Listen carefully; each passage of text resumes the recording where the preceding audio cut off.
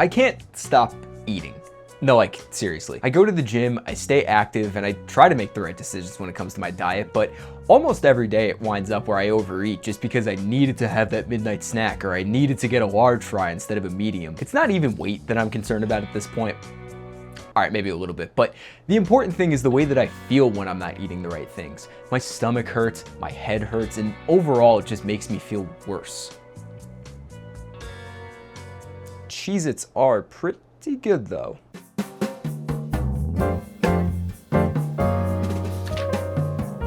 For a lot of my life, I've always struggled with my weight, and there's nothing funny about that, so I'm not gonna follow that up with a joke. Exercise?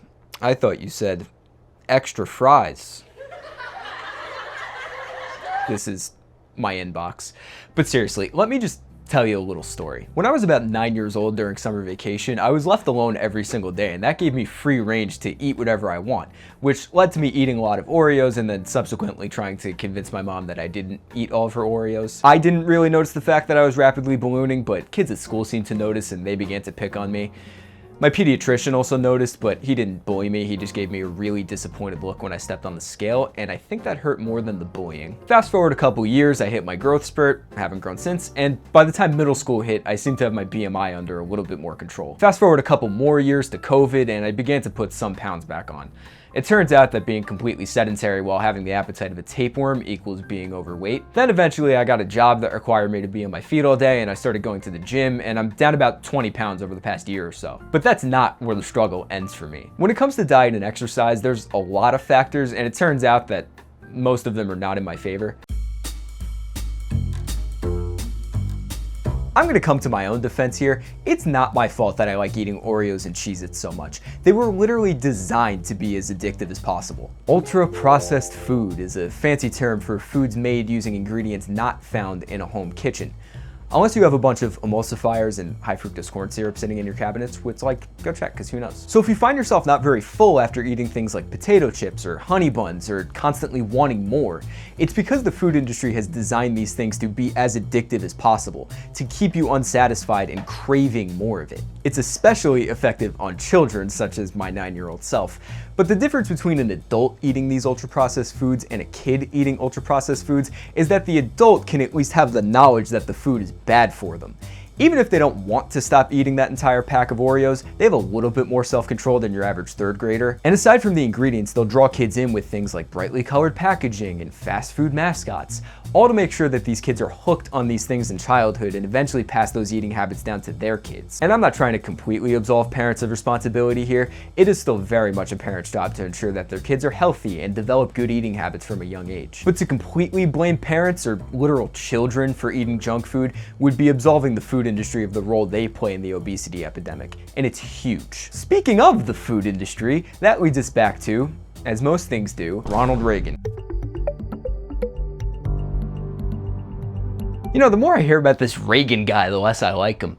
Along with things like destabilizing the middle class, opposing civil rights, and Jesus Christ, it just keeps going. He also played a pretty decent role in the food industry becoming the three-headed monster that it is today. Under his administration, the Robinson-Patman Act, which was meant to prevent big retailers such as, let's say, Walmart, from receiving price cuts when buying wholesale goods from manufacturers, such as food. Because obviously these big businesses would be at an advantage if they were able to get food for cheaper than an independent store could. So that law was implemented to prevent that.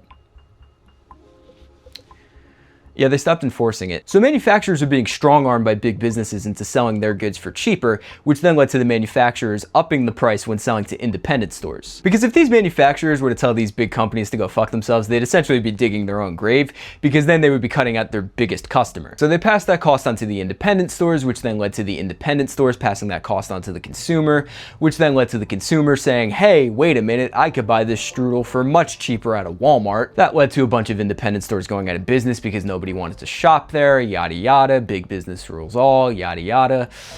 What does this have to do with eating Twinkies? Well, lack of independent stores creates a lack of competition for big companies. And when food companies are being controlled by the big retail stores, which are the only stores that exist, they're gonna try to cut down on the manufacturing costs in order to keep their margins as high as they possibly can. And let's not get it twisted, manufacturing is a very intentional word choice.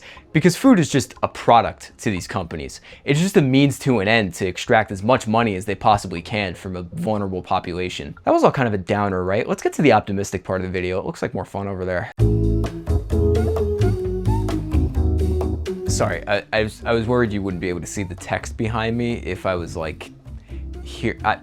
It wasn't even a funny bit. Look, at the very least, we know this information now, and there's plenty of reason to believe that people have the willpower to fight against the food industry. I was inspired by different creators on YouTube who opened my eyes to the food industry, and under each of those videos is thousands of comments from people whose eyes have been opened and eating habits have subsequently changed. These conversations make a difference.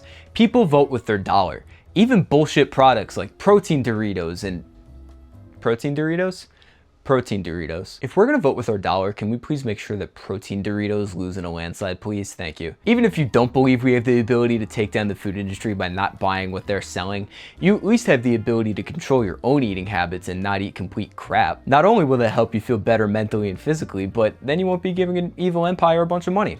Win-win. And listen, I know there's a lot of conflicting messaging out there right now about diet and exercise. It's information overload from the companies that sell food-like products instead of food, fitness influencers trying to sell you a workout routine, and ads for weight loss drugs. It's hard to know where to get started. In my experience, simple changes go a long way. Simply asking myself the question, do I really need a large fry with this burger, or is a small fry more than enough? Goes so much further than saying, I can't eat any fries because I'm on a diet. It's all about making sustainable changes. And some days you might eat really clean, and some days you might eat a James Harden-sized serving of honey buns. But sometimes it's better than never, I think. It all feels like a lot. Probably because it is. But the best non-expert advice that I could give you is to just set a small goal for yourself and branch out from there. If you drink a lot of regular soda, then try drinking diet soda instead. If you eat at a certain chicken restaurant a lot, try getting the grilled chicken instead of the fried chicken. Eat just 5 Oreos instead of 5 sleeves of Oreos. And if you need to hit a protein goal, just wait for protein Oreos, because I fucking know that's coming. Thank you for watching this video. This video is sponsored by the honey pepper pimento sandwich at Chick-fil-A, because it is my favorite fast food item, and I wish it was a permanent menu item. Okay, bye.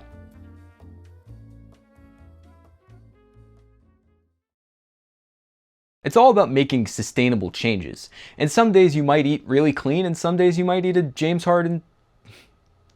You might eat a James Harden.